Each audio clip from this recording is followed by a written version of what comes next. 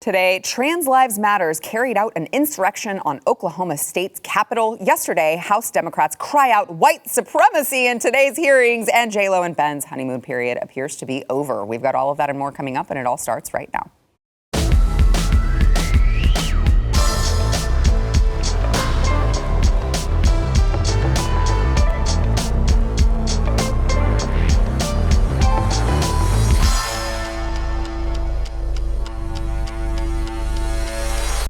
Welcome to the news and why it matters. I am Sarah Gonzalez, and I am joined today once again by Jorge Ventura, independent reporter, and also, I would say the lovely, but I'm not so sure, Michael Malice, author of The White Pill, and of course, host of You're Welcome. I love that you just came totally, like, everything. You got your book, you've got your own shirt on. I'm not wearing pants. Whoa! I didn't know, because when I walked up here, you were already seated. So I want to get into the stories of the day, but I just want to say really quickly, right off the top, I considered canceling Michael from the show because he very recently wished me a happy birthday, except he wished me, what was it, 53rd? So I was on Twitter and I said, I didn't just wish you. I said, everyone join me in wishing Sarah Gonzalez a happy birthday. And there was a picture which was unrelated, which was of a cake that said happy 53rd birthday. Now, I had Carrie Lake on my show this week, which airs tomorrow. And she's the gubernatorial candidate for Arizona. She's fighting to have the election overturned because she said there are irregularities in the voting. And during the interview, she turns to me and she says, you know, we're about the same age. And you know how old she is? 53. So there was my instant karma that happened as a result. But I have a question for you, if I can ask, okay? People watch this show for a couple of reasons. One is that they're lonely and depressed. But two, they like you and they like your personality. They like how articulate you are. They like that you're a mom who's like, your family informs your issues. I was supposed to be here on your birthday. Yeah. So I want to know what you actually did for your birthday. Well, I mean, it was frozen, so it was just thawing out. We got to go to hibachi dinner, and that was it. And the kids were home all week from school because everything was frozen. And so it was really great to get back into the routine on Friday. Okay. But we got to go to a hibachi for dinner, but you do still owe me lunch. Well, what was the best thing that happened to you in the last year? Everything sucked. Really? No, come on, There's Sarah, gotta be something. Yeah, share your enjoyment with the audience. No. I would say you're doing great with the Texas Family Fund. Yeah. Defend Our Kids Texas. See? We launched that, and we've had a lot of great success. In fact, I just found out from I know we'll get to the news in a second. All right, hold on. The Democrats are at it again. I just found out that our website, since I posted a picture of a new shirt that we're doing at realwomensclub.com that says "Real Women Aren't Men."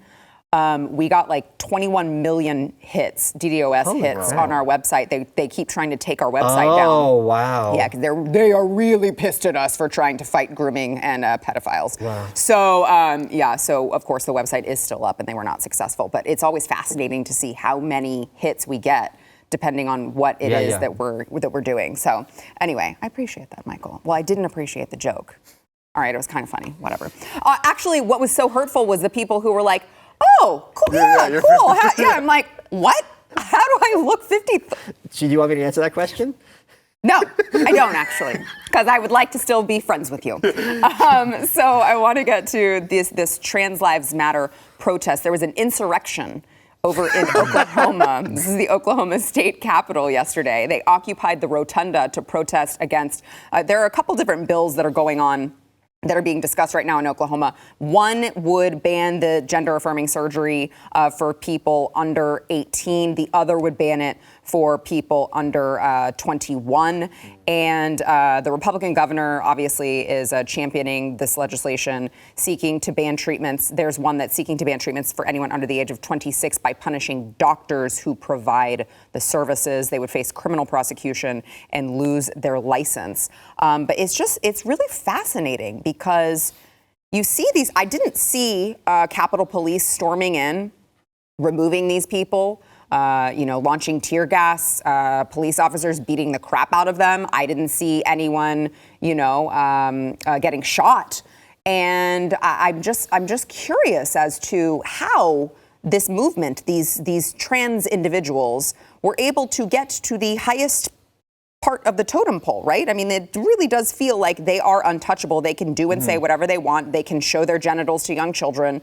They can, go and occupy the Capitol. And nothing seems to happen to them. They're this new protected class. Meanwhile, I don't know. I just feel like obviously there were bad things that happened on January 6th that shouldn't have happened, but there were also a lot of people who were there and were peaceful and not violent and now, face all of these charges that they're going to have to probably spend the rest of their lives paying off or defending. I have a slight question for you, and Sure. this is going to sound like criticism, but I really think a lot of the audience is going to have the same thing. No, why did you use the expression gender-affirming surgery for children? Because I feel like that's a trans concept. I agree with you. I said it because it's in my notes right here, because that's what was written, which I agree with you. And just for context, I walked on this set late because I had an appointment to take my son to, so I hadn't even had a chance to review the way that this was worded, because I always make it a point I was surprised. to call it genital mutilation or chopping young women's breasts off, because I think it's important that we say what it really is. I will never say top surgery or bottom surgery. I sure hope someone gets fired for that blunder. No, we don't. It's like a poor intern. We're going to talk to the manager. Karen's going to go full. She's going to go full Karen. No. To answer your question, we also saw it before January 6th with what happened in Michigan. Remember, they were kind of storming there and so on and so forth. I have to say, I am in favor of as many people storming as many state capitals as possible to make it as absolutely uncomfortable for these demons who are both parties who seek to legislate and rule over our lives. I think this story is going to go absolutely. It's just funny how I think people don't appreciate to what extent people don't have contradictions when they look at the news. Yeah. Like they'll look at January 6th, those are bad. They'll look at this, they'll say it's heroic. Right. Then they'll go back to January 6th, it's bad. And in their minds, they live in this kind of state of like a perpetual present. So if you had like cereal for breakfast, then you have like a sandwich for lunch, that's not a contradiction. And that's kind of how they look at the news. They look at one story and have one perspective. They have another story with a completely different perspective. And they're never forced to by the media to kind of combine those two and have a coherent narrative. So it's kind of fascinating to watch the reaction of the masses to these kinds of stories. Yeah, I agree. Which also not talked about, and if you speak to a lot of people in politics, a lot of Black Americans are actually super frustrated with this movement. Kind of was something Sarah was alluding to earlier, was they're the new protected class. And they're now getting all the attention in the media. And a lot, if you speak to a lot of minority communities, they feel like this LGBT trans movement has just almost hijacked that, and it's all about them. They already have rights in this country. No one's not let them get their sex changes. If they want, they could get a sex change. It's just you have to be over 18 or wherever state.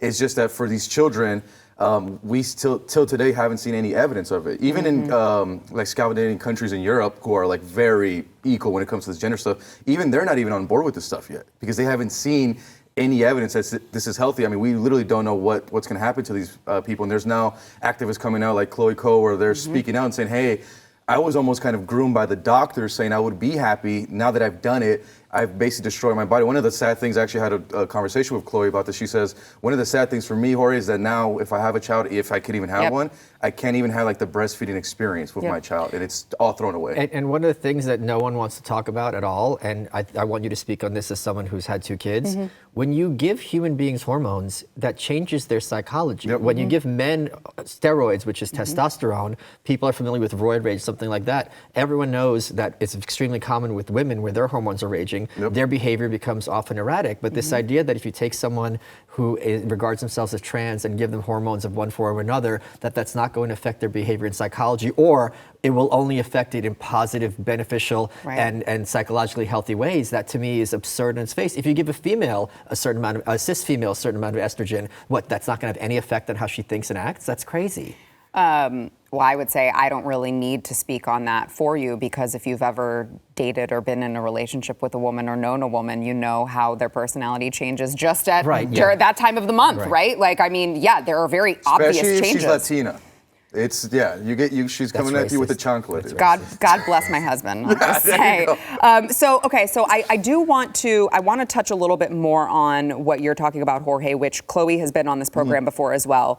But just I really think what it's going to take for the pendulum to swing back are the massive amounts of people like Chloe who are saying, you guys you didn't give me informed consent. Because I think that that's what really this boils down to when we're talking about the doctor's aspect of it, is you're not giving me informed consent. You're not telling me that you don't know what the long-term effects could possibly be. You're not telling me that this could potentially be irreversible in certain ways. Oftentimes they talk about puberty blockers, they talk about hormones as being, there's no harmful side effects, no lasting damage. And so they're not getting true informed consent when they are walking themselves into this. So we have this movement of detransitioners who are saying, what you guys did to us is criminal.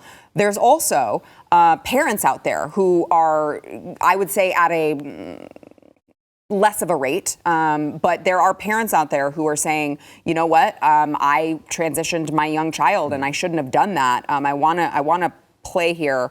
One, this is a mother confessing to transition her son at 4 years old, and she wanted to remain anonymous. So when I play this, her face is blurred because she wanted to remain anonymous. Gee, I wonder why. And so she raises her 2 boys as gender neutral. She later realized that living that lifestyle was like leaving the lifestyle was like leaving a cult. I want to play a little bit. Before we get to that, yeah. I mean, it's just like the idea that gender neutral and trans are the same thing, or this kind of Venn diagram. There's such a big difference between someone who has gender dysphoria, where they're male and they're of the belief that they're female, as opposed to I'm a human being who's genderless. These are entirely different concepts, and they're just being all thrown together. So then I want to piggyback off of that and ask you a question. So would you agree then that the treatment for gender dysphoria would be not to affirm And incorrect thinking? I defer to the doctors on this one, and that doctor is Dr. Deborah So, who I'm a good friend with. She wrote a book about this called The Entergender.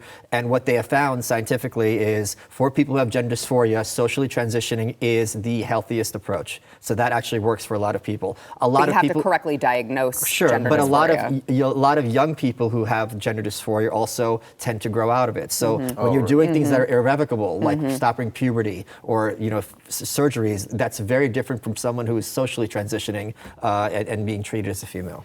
So let's play this mom talking about her regrets with transitioning her. Again, this is like a 3-4-year-old boy. Watch.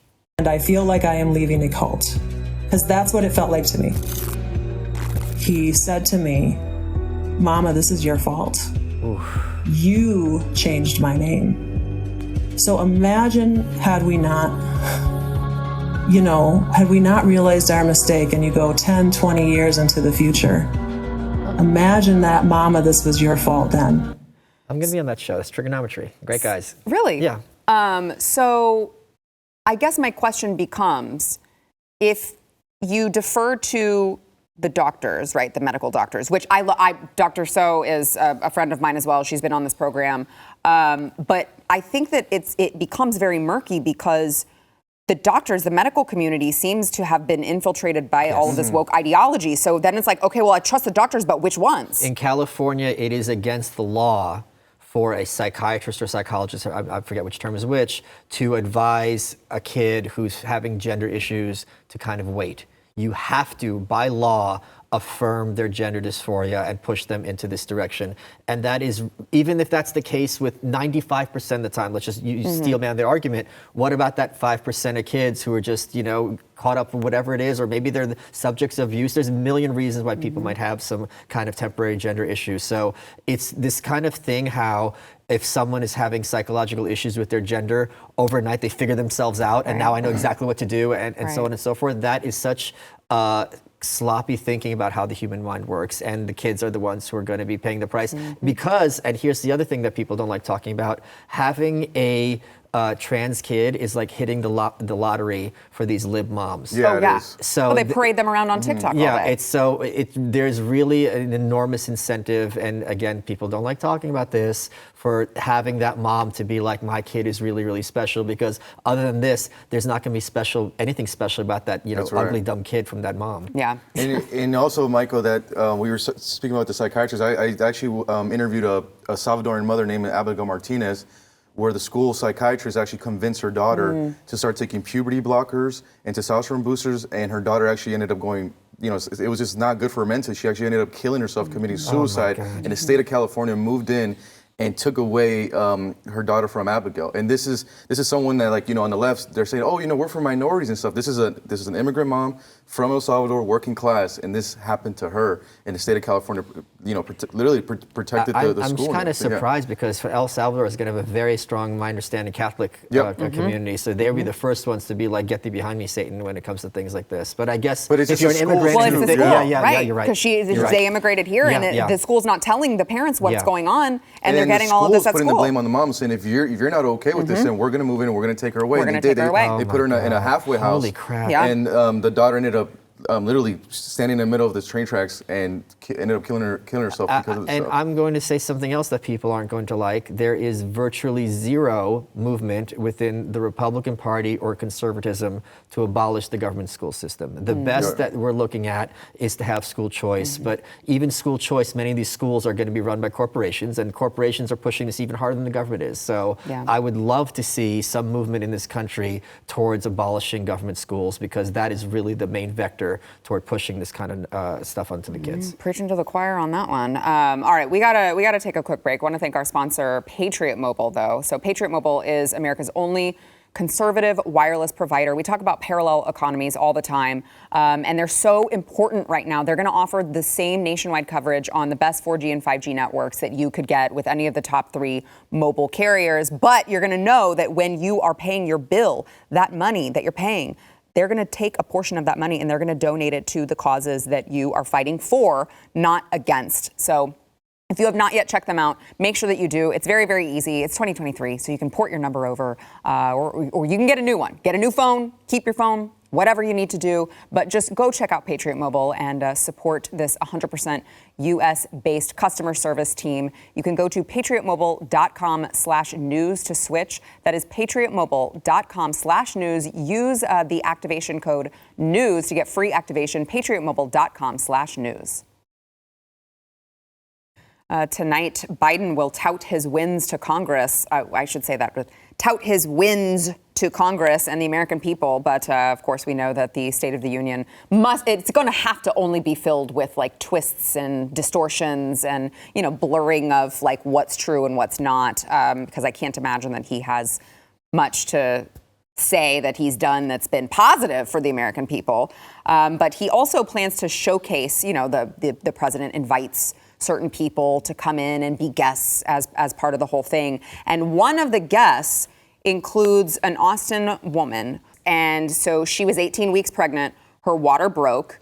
And the doctors said that they were unable to intervene to help her because they were concerned that providing her the treatment that she needed would violate the Texas abortion ban, which obviously there is a certain exception made for women whose lives are in danger. This would have fallen under the exception, but she developed sepsis, and they say she continues to suffer from medical complications to this day, and they're calling it, I guess, this is the law's problem and not the problem of the doctors for turning this into some sort of political grandstanding. I mean, I'm having a tough time understanding how that could possibly be interpreted by the doctors like that. As a Texan, I think I speak on behalf of everyone in our fair republic when the answer to that is too bad. This is just clearly a political stunt. I wasn't even listening to what you were talking about because clearly she was just going to put some lady up and be like, Texas needs to change their laws. Right. And I think Texas has increasingly understood that Washington cannot and will not represent them. The Texas law, even if people who are in favor of it, makes no sense. Yeah. Because if you were giving her an abortion, I can sue. And even though I'm not a party to this at all, I don't have standing. And I talked to a prominent Texas attorney about this, and they're like, well, you have to have standing in federal law, but in state law, you don't. So this is kind of unprecedented. And the point is, I don't care. The point is, this state is not for you. Keep your business elsewhere. And can I just make one more point about the State of the Union? Sure. This is another reason I really hate the Republican Party. If the Republican Party were smart, the person who would be delivering the Republican response to the State of the Union would be Senator John Fetterman. Because no matter what he says, it would make the Republicans look great. Am I wrong? He's the best spokesman the Republicans have. I'm not sure that he would agree to it, though. They're like, hey, you want to deliver our all you got to do rebuttal? is give him a baby Ruth, and he'll be there in the snap. He really, it's incredible to me that his people, his staff keep saying like, no, these things are going to get better. It'll get better eventually. Don't worry. Every time he comes he out. He definitely won't have another stroke. That never happens. Right. It's not like being a senator is a stressful job. It's just fake virtually. As soon as the Roe v. Wade decision even came down, Jill and Joe Biden like went to like Delaware for vacation. Nancy flew to like Italy, but then they'll like fundraise off this issue. I'm actually surprised they're not like inviting Zelensky or someone from like Ukraine to be the guest. So I mean, it's fake virtual signaling. They know they could get that anger from their voters and some fundraising dollars, but legislatively they really don't even care about the issue. I mean, you know, they tell us about their actions. Do you guys think that it was a net win for them in the midterms that Roe v. Wade got overturned? I've heard a lot of both sides from conservatives about whether it was a plus for the Democrats or not. I would say it was a net win for the Democrats because I feel like it brought like all those young voters in the college universities like out to the polls like crazy, especially Gen Z. Like they just went out to the polls like crazy. So that's where I would say yes for Dems. For me, it's hard to see what else it could have possibly been, but you also look at Texas, and it's like, well, if that was the case, and Texas was the one that just passed this horrible ban, and women were so upset about it, then why did Beto lose? Yeah. Right? Like, you would think that if that were the case, I mean, maybe it's just because it's Texas and that type of thing wouldn't happen here, but it's hard to understand if that were the case, why that didn't happen here, where abortion was so severely restricted. And we're getting so many transplants. And everyone I spoke to who's pro-life is like, if that's the cost of overturning Roe, for sure. Like, I'll take that every day of the week. Me too. That's why I'm like, I'm fine with that fallout. It's just, I gravitate towards yes, only because I'm like, I don't know what else could have possibly. And I mean, even in Florida too. I mean, DeSantis won by such a large gain and didn't even. I mean, even more Hispanics voted for him. So. Yeah, it's interesting. At the end of the day, Beto is also just a horrible candidate. I mean, like, that's fair. He just sucks. Beto is like the best person in terms of raising money with getting no return on your investment. Yeah. Literally. He's a He's beast. amazing at it. He's gotten so much money and has nothing to show for it. I think Republicans would He be should be smart like to an study angel him. investor in like Silicon Valley and they just raise funds. I like off to different take companies. a little bit of credit in him leaving Texas to go take a professor job in like Chicago. Did he really flee Texas? Yes. I don't know if he's gone yet, but he took a job as a professor That's in so Chicago. great. Yeah, I know. I'm like, bye-bye. You didn't belong here anyway in the first place. Thank you. Okay, so I want to touch on one other thing that's going on right now on the Hill, where as we're just discussing, they don't actually care about any of these things. It's all this political grandstanding. There were some congressional hearings today that were getting a little bit heated over immigration. Let's listen to. So actually, let me show you first the House oversight tweet that the Democrats tweeted earlier this morning before the hearing. They said, "Good morning and good luck to everyone except GOP oversight members who are using today's hearing to amplify white nationalist conspiracy theories instead of a comprehensive solution to protect our borders and strengthen our immigration system." How disingenuous do you have to be when you are a Democrat and you are claiming that you want to work together to protect our border? How disingenuous do you have to be? I'm going to go to you, Jorge, who spent a ton of time on the border, which is left completely wide freaking open, and the federal government has given specific instructions to Border Patrol and all these people to not do anything. Exactly. In fact, when the Texas National Guard gets their little behinds out there, they are told to stand down. They go and lock a door. The federal government goes back and unlocks it. Like, how disingenuous of these people to try to act like they have any intention of protecting our borders at all. And the thing is, it's like they want to use the word white nationalists. Let me just remind everyone that lives at the borders, like these towns are 80% Latino, and they're getting overwhelmed with fentanyl and crime and smugglers. I mean, these people are actually, and the thing is, these are people that vote Democrat for years. I mean, some of these towns have been voting Democrat for hundreds of years, and they're asking help from Washington, D.C. When I speak with Border Patrol, a conversation that always stood out is an agent told me, said, "Jorge, I'm no longer a Border Patrol agent. I'm just an Uber driver." Because these guys just cross over illegally. I pick them up, take them to a processing center, they get released, and that's all we do now. And the fentanyl's coming into our country. So for me, it's Wait, so the immigrant's the one getting the ride? This is like, that's like the opposite of Uber. Good Lord. And I say this as an immigrant. I'm assuming for racist reasons you're an immigrant as well? Or yes. Salvador. But Yeah, so it's just like when you hear the word white nationalist, it's like, come on, man, it's Latino towns that are being overrun. They're the ones who feel forgotten about. In El Paso, I mean, literally just like a month and a half ago, you had immigrants sleeping on the floors, and there's no politicians there to help them out. The Grammys just passed. We didn't hear Lizzo and all these people like do speeches for the migrant children being trafficked. So it's just. Once again, it's a fake I think what they're again. referring to with white nationalism is this kind of like Schrodinger's cat about the issue about America is going to become a majority-minority nation. The great replacement. But at the same time, like saying that that's going to happen is like it's not going to happen. So when they like it, it's definitely going to happen. There's something to look forward to. But if someone says, "Wait a minute, let's like look at this twice," it's like, how dare you pretend that that's happening? That's not happening. Yeah. So it's this really weird dance that they do about the issue, where they can't acknowledge it's going to happen, but if they do acknowledge it, it's only a good thing. I feel like how it was like I was just reading 251,000 apprehensions. I think was that December. I want to say In 1 month. Yeah, that's what I'm saying. How can you not say like no? This is. I mean, and Michael said like the scary what's part. gonna happen in The 5 scary years? part is the apprehensions number. Is that's just the migrants that they Yep, caught. that So they the caught. other term is the gotaways, and the gotaways that's even scarier because bigger. the Border Patrol is able to detect with technology, but they didn't have the manpower to stop. And the reason why those people don't want to turn themselves in is because most likely they've already got crimes committed here in the United States. Most of them are a lot of sex crimes these guys committed years ago, and they're trying to come back into the country. Right, but that's racist because when Trump That's said right, that there that's could be rapists and murderers and drug dealers coming across the border, everyone called him racist. I mean, law enforcement in Maryland, they literally just arrested a teenager connected to MS-13. He actually killed a 20-year-old girl with autism in Maryland, and he was one of those gotaways, one of the many gotaways. Since Biden and Harris have come in, the last report that we got, there's been 1.2 million gotaways in the country. Yeah. Incredible. All right, let's take another quick break. First, we want to thank our sponsor, Raycon. So we have several pairs of Raycons in my house, and that is because my whole family was stealing them all the time because they are so great. So they're earbuds, but they don't have the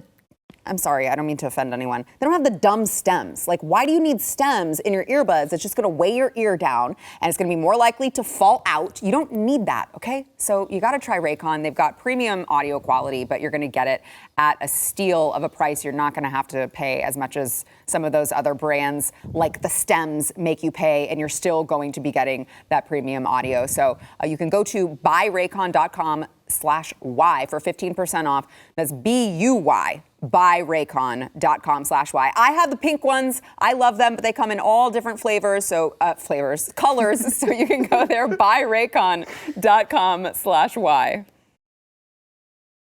So I want to talk about this issue. There was a recent report by a Norwegian professor who proposed that brain-dead women could be used as surrogates for anyone who wishes to avoid the risks and burdens of, having a baby develop in your womb. And it's really fascinating. Yeah, it really struck me as such a crazy, bizarre concept to be happening at a time where you have this movement of women saying, my body, my choice, talking about bodily autonomy. Not when you talk about getting the vaccine and being forced to get that, but bodily autonomy when it comes to the issue of whether or not I want to choose to carry a child. At the same time that they are, there's an uproar about that. We're having professors propose that brain dead women should just be used as like surrogates, like brain dead slaves, I guess. I mean, I don't know. It's like, it was such a bizarre. Wait. Other than our college campuses, where are they finding so many brain dead women that this is an issue? Is it like the Hillary campaign? Like maybe that's what they're going to take the graduating classes and they're going to take them into like these harvesting. I mean, I'll defend this in terms of like I am, and I hope you guys are too, and most people listening are organ donors, right? Mm-hmm. And I think that's something that's wonderful. So if someone's dying wish is like, okay, if I die, at least maybe I could be a mom. I could wrap my head around that, how someone would want that. But in terms of that, they're like in the hospital, doop, doop, doop. Yeah. It's like, all right, let's put a baby in her. She'll do as an oven. That seems a little crazy to me. I mean, I do think that it is supposed to be meant as like a donation type thing, but it just feels really gross because what if I don't know. I mean, you're still kept alive, so you're not given the ability to like, hey, I want you guys to stop using me as like a harvester. Because you're brain dead, but like you're still Matrix? alive. So if she's so brain dead, can she? I mean, this might be a dumb question. If she's brain dead, can she breastfeed? I mean, I don't. I don't think she's going to actually have She's custody. not gonna. Good Lord. What do they teach you in El Salvador? We need to build the wall. Get him out of here. Get him out. And her for good measure. At least now no one remembers when I read that there was a dead Oh, I remember. I remember. State of the Union. Can she breastfeed? I mean, I don't Do know. you think this reminds me of the Golden Girls, where Dorothy says, "I don't want to hear another I'm just story gonna about walk little." off the show. I don't want to hear another story about little Yemeni and the moose to race him. This is my last appearance on the that show. Moose didn't just raise little Yemeni; he put him through medical school. They're not gonna be like going to PTA meetings and they're in there like bed. Doop, doop. Your son's doing really great in gym, Mrs. Dead Lady. Breastfeeding. My God. Hey, someone's got to ask the question, Well, you all know right? what? They are going to be breastfeeding. If they're brain dead, they're probably They're going to be going to be lactating in all producing, yeah, seriousness. That's what I mean. They will likely be able to lactate. But the problem is they're not going to be bonding with that kid. And that brain dead mother-child bonding is the key to having that brain dead surrogate. Well, so historically speaking. So then the question becomes I'm surprised this came out of Norway. The question becomes brain dead father rights. we got plenty of those out there. Does he get custody from his hospital? Yeah. So, okay, but Jorge, your trying to make sense of mistake. this. No. But your mistake actually leads to a good question. Save it. If you can donate your body as a womb for someone else, a surrogate, are the babies actually going to breastfeed from a brain dead woman? Because that's kind of creepy.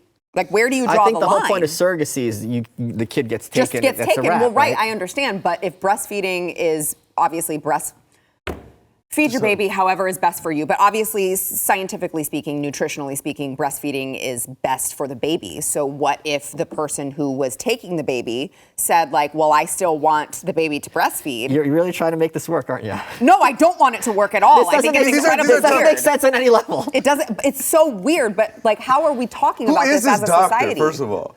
This guy is something. Anna... Oh, it's a woman. What do you know? Smajor. What do you know? It's a woman, actually, who's like... That means it's a nurse. Yeah. Anna Smajor. No, and she actually... So she's a professor, but she's a professor of practical philosophy. Wait, so is she a real doctor or is she a Joe Biden doctor? She's a Joe Biden doctor. Okay. Yeah, she's a Joe Biden so this is like a thought experiment. Well, this is a report that was published in the Journal of Theoretical Medicine and Bioethics. Yeah, so this is like a thought experiment. Yes, but I mean, yes, correct. But I'm just saying, like, when you're talking about bioethics, like... this feels like we're going down a slippery slope right now if we're talking about brain dead women. Well, I'll defend it in this context because there's a lot of people who desperately want to have kids. Mm-hmm. Yep. And if this is a mechanism and someone leaves their body in this context and they can be used for good for their family, I can get on board with that. It just feels really... Would you rather have... Oh, here's the real question. This is for the head scratch for people at home. Would you rather have the brain dead surrogate or actually have a real woman who will never see the kid again, who she gave birth to? That's true. That's a tough question. That's true. Now, I mean, they do sign up for it, but I could never imagine the psychological trauma that would come with that. As a mom, I've obviously never had a kid, but like it's one thing to be like sign up for it, another thing to actually give birth and have the kid come out of you. Right. Those are very different things. Right. No, I totally agree. That's a great point. That is a great point. I think we just got to give more women lobotomies. And that'll solve the fertility issue once and for all in one generation. It'll solve a lot of I'll get my ice pick. We're gonna get Rosemary Kennedy this whole country. Oh my God! All right, let's go ahead and take a quick break. We'll be back with more. Oh God! I want to have time for this other stuff. This is my last time on the show. I just thought it was like a... Senator Steve Daines from Montana is he's been banned from Twitter for the very egregious action of posting a hunting picture on Twitter. Those of you who are watching can see this. Those of you who are listening, this is tell me if I'm describing this accurately. It is Steve and his wife and this, I don't even know what this animal is. Antelope of some kind. Yeah, and I don't see any blood, do you? No blood. He's holding up the head, but there's no blood. It's not gory. There's no guns. There's no puncture wounds that are visible. And Yeah, go ahead. Just two happy white people. I mean, Well, we can't have that. yeah, you can't. Maybe that's the ban. Yeah. So this reportedly got him suspended from Twitter, and I believe that they showed that it was like it went against their sensitive content or violent imagery policy, which... But those tweets don't get you banned. They just have to be behind like a warning. That's what I'm saying. Like, what's going on, Elon? Because I thought that you were going to fix a bunch of stuff over there, and you've got Republican senators getting banned for posting a picture of him having fun with his wife. But let's ban all senators of all kinds from Twitter. So I think this is a step in the right direction. There you go. And frankly, maybe we should start hunting them for sport. I think I am in favor of this. Not legally, I'm just joking, right? He's just joking, joking. okay? Yeah. So calm You definitely down. shouldn't hunt politicians for sport, just for liberty. I can already see the New York Times headline. Michael Malice says. But seriously. Surrogate women. Go ahead. Okay, I know that you're joking, but it is important that, like, let's say Donald Trump getting banned from Twitter, like, that was a bad move, right? Yes. Okay.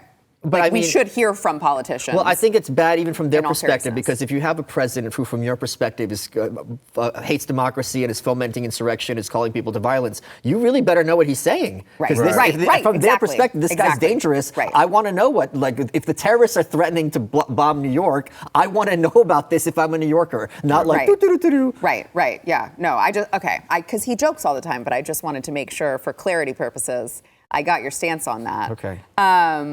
But what do you think of Twitter now under Elon Musk? I think it's still going through its changes, and it's like still going through it's like transition period. Elon is getting a lot of like those like old staff members out. There's like those like famous pictures of Elon where he's like in the Twitter room and it's like all like liberal white women, and then it's like now it's just like kind of like guys and dudes in there and stuff. So I think it's still going through its transition. Now it's just guys and dudes. Guys and Guys dudes. and Guys and There's dudes. two genders in this Twitter office now. Yeah. Guys and dudes. Dude, there's guys and there's just dudes, you know. So I think it's still going through its You know, you're a real transition. conservative when the two genders are guys and dudes. I know. I'm like, I don't want the liberal white women all in there, but we could use a little bit more than guys and dudes. I'm just saying. So that's I think it's still transitioning, and I think they're trying to find out how to like get this thing profitable again. So Do you trust we'll see. Elon? I would say I don't trust anyone in that like high power. I mean. You don't trust African Americans. That's what it is. That's what it is. I think Elon buying Twitter was more for the data. I know people want to put him as like a free speech absolutist. Look, I don't know, but I know for sure he needs the data. That's what's valuable about this. So. I think there's two great things that he's done on Twitter. One is to stop having corporate journalists be a protected class. Oh, yeah. Before, there were all these steps to keep them from getting ratioed. For those people who don't know, if a post has more replies than likes, that means it's a bad post, a good sign. And journalists with their agitprop were constantly getting crapped on Twitter, and it was delightful. And they were taking steps to kind of hide likes or hide comments, and that was taken away. So that's one useful thing. Second of all, there's now a feature on Twitter when someone spouts one of their lies, readers can comment and provide context. And very often when something is just completely egregious, immediately under it will be like, well, this photo is actually from this, and this, so that you know this person is not only being is incorrect, but they're being disingenuous about it. Yeah. So those two major steps in the right direction. Wasn't there one that corrected Joe Biden not that long ago? Oh, is that right? Uh-huh. Yeah. It was actually like a White House tweet, and it was like Yeah. it was about the economy, Yeah. and they had to fact check the White House. Yeah, great. yeah. That's great. It was. I know, and that was when I was like, okay, we could use more of Yes, this. yes. I would totally love that, but I don't trust Elon at all. Like, Well, I don't trust any at all. immigrant. Any African American. I want to hit another story really quickly. So we talked recently. I'm not sure if you guys had heard this. The Disney Plus. Obviously, they're going fully woke, but they just had a cartoon that is trying to teach children about reparations and that slaves built this country and we demand reparations and all of that. So going completely woke. Oh, but at the same time, they have just recently cut an episode of The Simpsons from the Disney Plus streaming platform in Hong Kong that references forced labor camps in China. The problem with slavery from Disney's perspective is that when it's against the wrong race. There it is. Right. I mean, really, are they going to suffer enough financial consequences to course correct? Because sometimes it doesn't feel like it.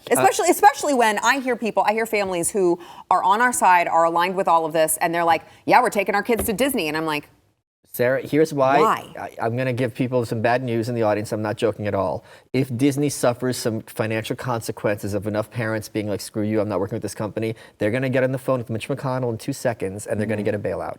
Same thing with the airplanes, same thing with every other. The newspapers in Canada, they're heavily subsidized now by the government. Whatever company you're dealing with, if they are getting hit because of the nonsense they're putting, they have a phone into Washington from both parties to make sure they're taken care of. I thought your book was called The White Pill. It is, and the answer is to not look to Washington for answers, and it will never be the source of solutions for this country. It will only be a problem. Well, because if Washington was out of the picture, then you would agree that financial consequences would be enough because I'm just like, guys, what are we doing? Why are you still supporting this company? We need to give them enough that but now Michael has just. Am I wrong though? And we watched like a minute of that programming yesterday. It was a Proud Family, and they're doing the reparation stuff. It's like, if you're going to make that episode, make it and be critical of like the politicians sending like over $100 billion to Ukraine. Like, I think Americans would like rather give that to Black Americans any day than like us shipping it to some other like foreign country. Yeah, I mean, I'd rather just keep my taxpayer money because it's my money. I was born Ukraine, so frankly, I'd like a little bit of that reparations money to BH. All right, let's go ahead and let's take a quick break. We'll be right back.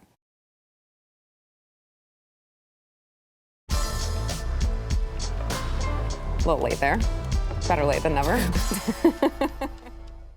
All right, we only got a couple minutes left here. Let's cover something fun. We talked about the Grammys the other night. Of course, the satanic rituals being performed right there in front of everyone's eyes. But what we didn't talk about was something that everyone is talking about on Twitter, which is Ben Affleck apparently hating his life and being miserable. And I think I might know why. Let's play this interaction between J-Lo and Ben.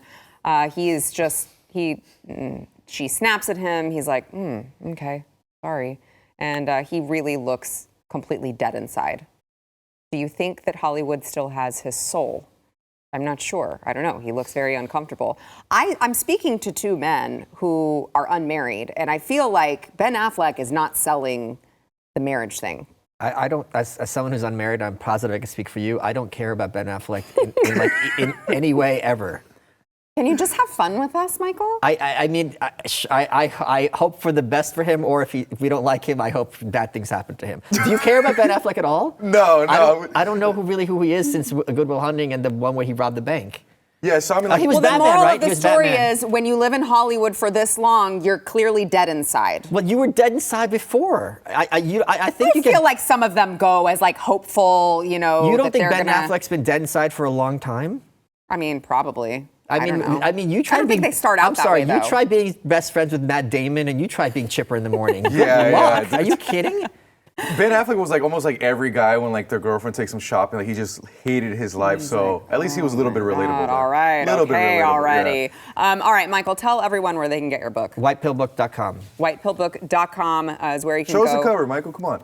Here you go. Tell them why they should buy it. They should buy it because this is why we're going to win. And the other important thing is I am currently beating Mike Pompeo in audiobook sales. So thank you to the listeners. And wow. Take that, you filthy spook. I love it. Classic. Well, make sure that you pick up Michael's book and make sure that you tune in tonight as we roast Joe Biden in our State of the Union roast. It's going to be myself, Chad Prather, Stu Bergier, Glenn, and Alex Stein. So literally anything could happen when he's involved. We will see you there.